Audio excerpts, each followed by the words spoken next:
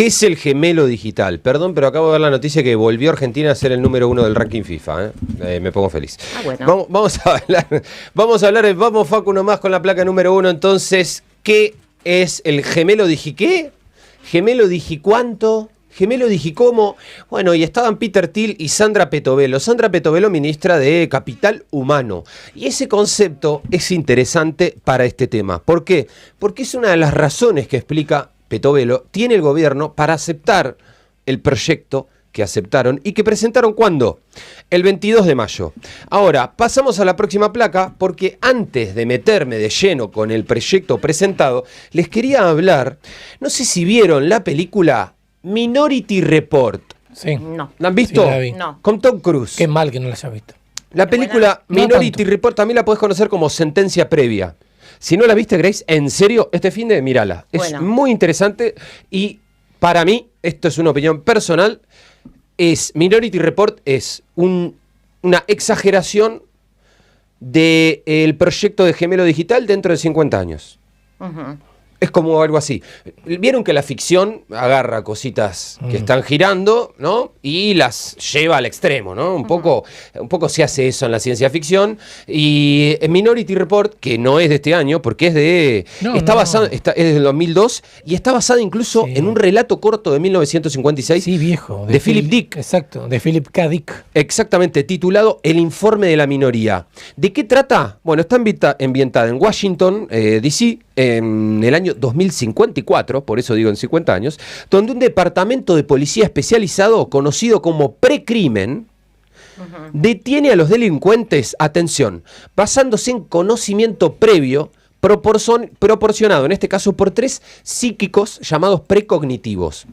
Si nosotros en vez de psíquicos precognitivos ponemos algoritmo e inteligencia artificial, es exactamente la misma idea que tiene el proyecto de gemelo digital. Para aplicarlo en un precrimen, no hoy. Pero mañana sí. ¿Por qué? Porque una de las novedades que tiene la aplicación de esto en Argentina es su traslado a lo social. Ya lo vamos a explicar. Pero la otra parte de esta placa, un poco lo que les traía, es la definición técnica. Porque yo les digo la película, ¿por qué? Véanla, van a entender un poquito mejor el tema.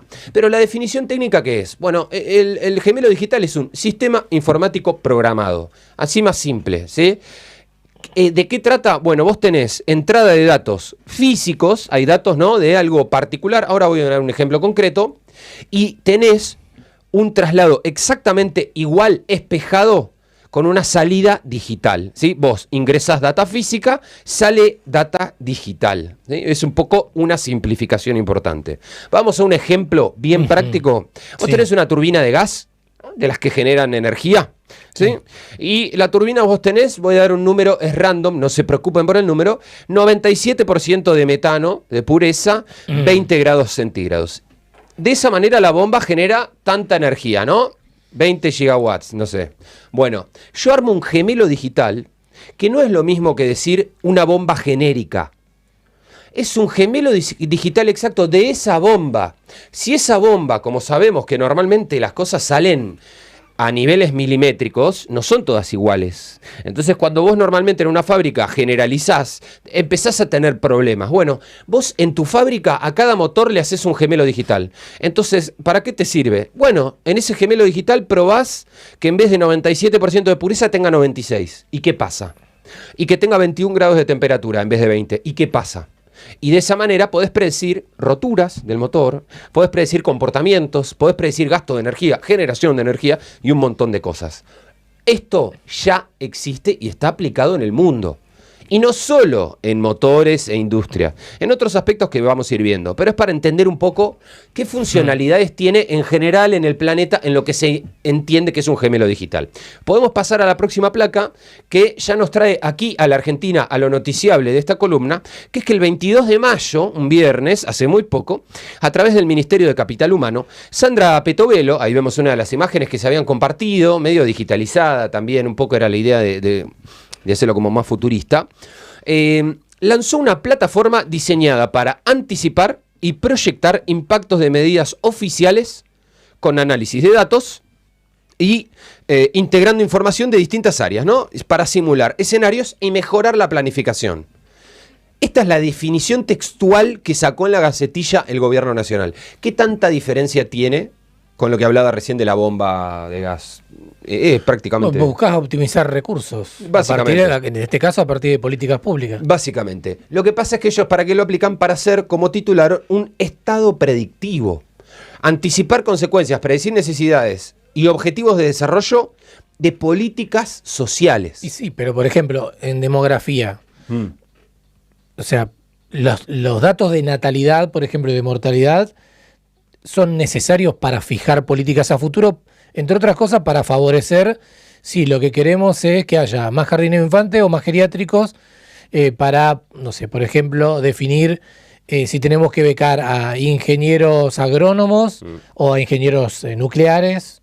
Bueno, por ejemplo, esa es una aplicación concreta, Mario, sí. Lo que pasa es que también lo que tiene, y que ahora por ahí lo vamos a ir profundizando, pero es que acá lo que hay es que es bien a la persona y también que esos datos que se van a recopilar, por ahí lo que no queda detallado en el proyecto, porque no quedó detallado, pero es lo que uno supone por lo que se sabe, son datos no solo de, por ejemplo, las instituciones públicas donde se han educado estos chicos, sino también de sus redes sociales, por ejemplo, o algunos profesionales, o sino también consumos privados. Porque van a tener esos datos también, porque esos datos son los que se compran y los que se intercambian entre las plataformas. Como decir, por ahí van a definir darte una beca o no, porque miraste o no miraste tal serie. Eso Sí. puede existir. ¿Por qué? Porque se puede configurar. No digo que va a ser así obligatoriamente, pero justamente lo que les vengo a traer como duda, como para que les quede pensando hoy, y ya lo trasladamos, es, ojo, porque todos estos canales son de ida y de vuelta. Lo que se habilita para un lado, como decía Mario, se habilita que podamos tener una medición concreta y efectiva para no malgastar dinero en cualquier proyecto, y hacerlo con gente y proyectos efectivos. Pero también podemos lograr que en las manos de ese algoritmo y quienes lo configuran, quede que cierta gente con cierto pensamiento, por ejemplo, para su vida, político, privado incluso, quede por fuera. Y eso, no sé si moralmente al menos es lo correcto. Sí, Digamos. nosotros tenemos una facilidad un tanto pasmosa para otorgar información privada, ¿no? Sí, sí. Sobre Pues todo hoy. sortean 2 kilos de chorizo en la carnicería y Ponemos todos los datos. Sí, no tenemos problema. Es cierto. Por 2 kilos de Te chorizo. cuento todo, no pasa nada. Sorteando, claro, una chalina en internet. Sí, Bueno, vamos. perdón. Un ejemplo de esto es, y que pasó aquí, aquí cerca, Sí. cuando trajeron esto que te daban $10 por el iris. Sí, 30 Claro, lucas bueno. creo que estaban pagando, una cosa así. No era me parece. nada, la gente no tiene idea la información que entregó. $50? Creo que quedan 30.000 pesos, una cosa así. Sí, más o menos. no era nada, realmente era muy Sí. poca plata por un dato muy sensible, sobre todo a futuro, pensando en esto, es todo de ida y de vuelta. ¿Qué datos va a tomar, Mario? Bueno, Sí. demográficos, como decías, educativos, laborales, sociales y económicos. Sí. Todo esto para simular escenarios y medir posibles impactos, ¿no?, de alguna de estas políticas públicas. Claro, pasa que si en cuanto a lo anónimo no te afecta de ninguna manera ahí, Si fuera anónimo, sí, claro. si fuera anónimo. El tema es qué pasa con los personales. No, y además que hay una cosa, ¿sabes por qué? Porque No es- además, y la sí. venta, como vos dijiste algo hace un ratito, que el tema de la venta de datos. Los bancos de datos vuelan. Olvídate. El que hizo muy bien eso en su momento fue Javier Milei. Mm. ¿Qué hizo? Dijo, anoten, yo voy a rifar, voy a sortear mi sueldo. Se anotaron millones de personas que fueron todas al banco de datos de Javier Milei, por ejemplo, después para recibir información Mensajito. de campaña. Y ¿qué le salió? Un sueldo de diputado. Le salió Nada. 2 millones de pesos probablemente. Algo que si hubiera tenido que hacer de otra manera, le hubiera salido mucho más. En una consultora mucha más plata. Sin dudas. Y las consultoras además hacen algo parecido. O lo compran a estas empresas que te sacan los datos, como vos Sí. cuando en Facebook pones jugar al jueguito del Candy Crush y pones aceptar y vos acabas de darle todos tus datos a esa empresa que los vende con Claro, plata. las encuestas también que hay en internet, También. que sortean, no sé, 500.000 pesos y vos contestás datos sobre Sí, a qué sí. candidato votarías, como la imagen. Por eso estaba Peter Thiel en la portada, Mario, porque los datos son la base de todo esto. Yo ahora estoy explicando la parte más... Está bueno porque nos empezamos a meter en lo más distópico o en la cuestión más a pensar cómo nos puede afectar realmente como individuos este proyecto, pero siendo todavía por arriba, podemos pasar a la próxima placa. Este proyecto tiene 4 dimensiones centrales. La primera es la dimensión descriptiva. ¿Sí? Son como 4 pasos a pasos que va a tener este supuesto trabajo del gemelo digital. Primero es ordenar y procesar información relevante sobre distintos fenómenos sociales. Como puede ser, por ejemplo, Mario, como decías, becas, ¿no? Becas educativas Sí, sí. a nivel nacional, por ejemplo, Sí. ¿no? Como juntar toda la información que se tenga en ese sentido. Luego pasar a la dimensión, a la segunda, que es causalidades y patrones de comportamiento. Acá es donde empiezan a entrar otras cosas. Porque, por ejemplo, voy a algo particular. Si vos sos una persona que tiene una condición de salud, estos sistemas y estos algoritmos se enteran muy rápido. ¿Por qué? Porque vos normalmente, con el GPS de tu celular, recorres el mismo camino de tu casa a la clínica, o de tu casa a tal banco y después a la clínica, y con ese triangulación de datos, que es un dato geolocalizado, nada más, es dónde te paraste a esta hora y que a esta hora todos los martes fuiste al mismo lugar, se sabe que vos tenés un interés por esa clínica, ¿no? ¿Por qué? Después, bueno, hay que ver si para más o para menos. Y ahí si me pongo paranoico, Sí. esto podría implicar que desde una prepaga te hagan absolutamente lo imposible para no tenerte como cliente, como integrante de ese grupo. No te voy a responder hasta la próxima placa, Mario. Bueno. Pero sí. La tercera dimensión, capacidad predictiva, permitirá proyectar qué podría suceder bajo determinadas condiciones. Por ejemplo, vamos a otro ejemplo. Yo tengo los gemelos digitales de todos los jubilados de Argentina y necesito saber qué pasa si le cambia la realidad por las particularidades económicas de cada uno, porque yo conozco la economía de cada jubilado, ¿sí? ¿Se entiende? Yo tengo supuestamente los datos fiscales. Es el Estado, no es un privado que se los tiene que pedir al Estado y el Estado se los tiene que habilitar si puede o quiere. Es el Estado, tiene esos datos. Entonces, con esos datos decide, bueno, le voy a subir un 2% el sueldo. ¿Qué implica? El sueldo, la jubilación, perdón. ¿Qué implica que le suba un 2%? ¿Cuánto le cambia a toda la gente? ¿Va a gastar más o no va a gastar más? ¿Va a gastar más en esto o va a gastar menos en esto? Bueno, pero Agustín, ¿cómo saben eso? Acabamos de hablar de patrones de comportamiento. Bueno, eso ya estaba en el proceso anterior. Esa data ya está recopilada. Y la última dimensión es prescriptiva. Está orientada a optimizar decisiones, un poco lo que hablábamos, Mario, al principio, efectivizar, y recursos a partir de simulaciones realizadas mediante inteligencia artificial. Por ejemplo, esto que hablábamos antes en la máquina, trasladado a políticas públicas. ¿Qué pasa si yo empiezo a bajar este porcentaje de dinero a las obras sociales? ¿Sí? ¿Qué pasa si bajo un 5%, un 6%, un 7% y un 8%? Hace 6 años, hacer esa evaluación en la Argentina o en cualquier lugar del planeta implicaba horas y horas de trabajo de mucha gente. Hoy lo estaría haciendo un algoritmo. Relativamente rápido, con la info correspondiente y con ciertas órdenes de cómo manejarse. Esto es lo más general. Pasamos a la próxima placa porque ahora vamos, Mario, a lo que estabas hablando vos. Desde hace algunos años estos modelos ya se están aplicando. No es que Argentina es vanguardia en aplicar el modelo digital, pero sí es vanguardia en un punto en particular. Y que es el hecho de trasladarlo a políticas sociales. En el mundo no existe hoy en el mundo una aplicación de este tipo de tecnologías para políticas sociales. ¿Existe dónde? En infraestructura. Sí, ya lo hicieron varios países. ¿Cómo? Bueno, ¿qué pasa si tengo, por ejemplo, un gemelo digital del sistema de agua de mi ciudad? Entonces, ¿qué pasa si yo pongo una bomba de agua acá? Y se mejora esto. ¿Y qué pasa si de golpe sube el consumo un 65%? Todo eso yo lo puedo ir poniendo en sistemas digitales que bastante rápidamente, sin que yo tenga que romper una calle, poner la bomba, probar que salga mal y tener que cambiarla de lugar, ya lo pruebo en la previa. Está bueno. Me parece que en políticas públicas, digo, en infraestructura, sí, claro, la verdad que es un avance, ¿no? Bien utilizado puede ser realmente algo que haga más eficiente el trabajo de algunos, por ejemplo, en servicios públicos. Ahora, también se ha utilizado en salud. Y existe ya en aplicación el gemelo digital médico. El gemelo digital médico básicamente dice que puede predecir posibilidades de contraer, por ejemplo, cáncer, qué posibilidades tenés, adelantar comportamientos frente a ciertos medicamentos, como es porque insisto en esto, no son promedios. No son ejemplos generales, no están unificando. Es un gemelo digital exacto tuyo, que te diferencia a vos de tu mamá. Nosotros normalmente cuando hoy tratamos el cáncer, lo hacemos en porcentajes respecto a, por ejemplo, historia familiar. Exacto. Mi cuerpo no es el de mi mamá. Mi cuerpo no es el de mi papá que tuvo cáncer, no es el de mi abuelo que tuvo cáncer. Por más que haya una correlación comprobada por la ciencia, los porcentajes que se manejan siguen siendo bastante cotas abiertas, ¿no? Digo, hay gente que tiene un 70% de probabilidad de tener cáncer y no lo tiene. Y hay gente que tiene un 10 y lo tiene a los 20 años. Digo, no está tan fácil de encuadrar, ¿no? Bueno, ¿qué hacen con el gemelo digital?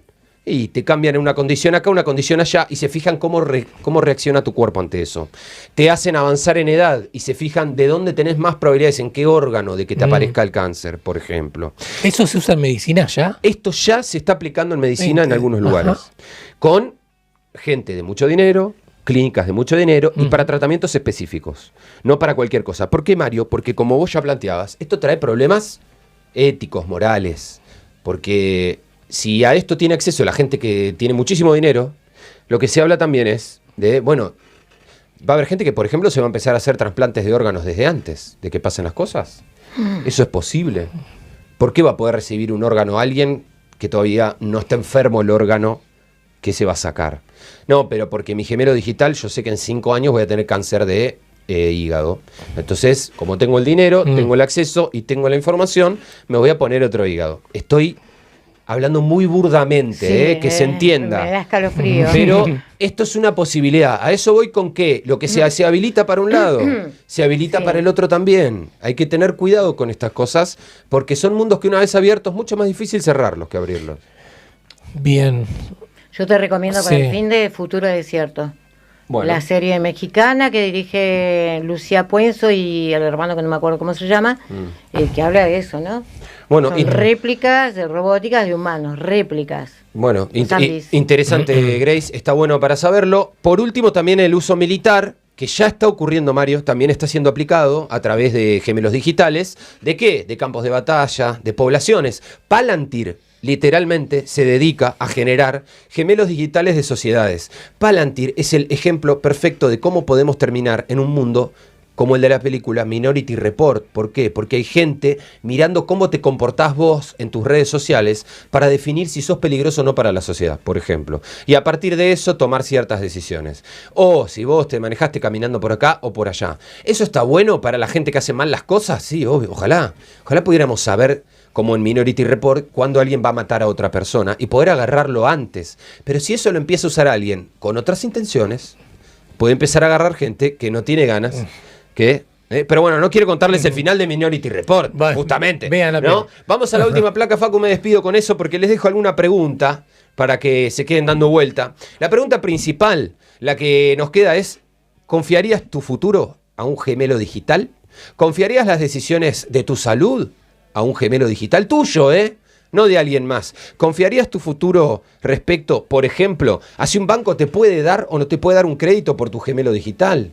¿Hacia vos te tienen que meter en tal colegio o no? Porque tu gemelo digital va a poder o no desarrollarse en ese colegio. Que haya barrios de ciudades que tengan acceso a ciertos servicios, porque las ciudades digitales que tenemos representadas en un sistema se van a desarrollar más para el algoritmo que otras, ¿no? Porque este sector necesita una universidad. ¿Por qué? Porque hay más gente que tiene capacidad para eso. Pero eso lo va a decidir un algoritmo. O lo vamos a poder decidir pensándonos como país, de otra manera, desarrollándonos desde otro lado. No solo con números. A mí lo que me asusta de todo esto es que sigamos desglosando la vida solo en números.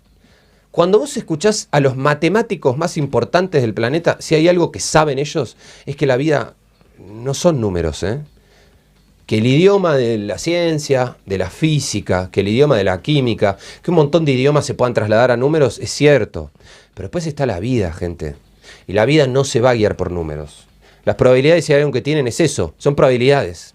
La probabilidad nunca va a ser una verdad, nos va a poder adelantar cosas, pero hay que tener cuidado con esos porcentajes y sobre todo en este caso, ¿a quién le vamos a dar nuestros futuros digitales? No quiero banalizar tu columna, pero ¿podemos elegir pareja también? Encontrar el amor. Ya está pasando como eso. Para ponerle algo positivo.